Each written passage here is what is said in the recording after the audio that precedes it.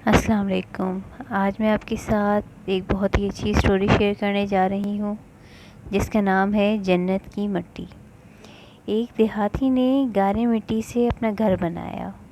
گھر میں اس نے چھوٹی سی 7 مسلوں کی مسجد بھی بنائی کیونکہ اس کے 7 بیٹے تھے۔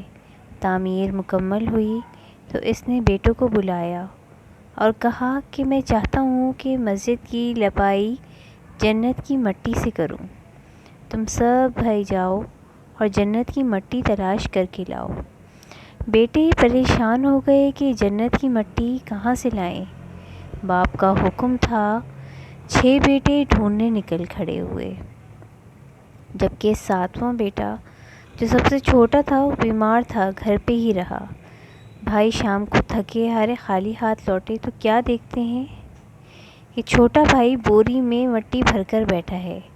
باپ نے پوچھا، بیٹے گھر بیٹھے تجھے جنت کی مٹی کہاں سے مل گئی؟ بیٹے نے کہا، سارا دن ماں کے پیچھے پیچھے پھرتا رہا، جہاں جہاں وہ قدم رکھتی وہاں وہاں سے مٹی اٹھا اٹھا کر جمع کرتا رہا، یہ وہی مٹی ہے۔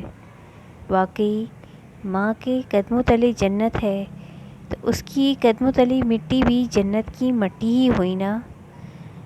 یہ سمجھنے والوں کے لیے بہت بڑی نصیحت ہے کہ واقعی زندگی میں اپنی ماں کی قدر کیجیے، ان کی خدمت کیجیے اور اپنی آخرت کو سنوار لیجیے۔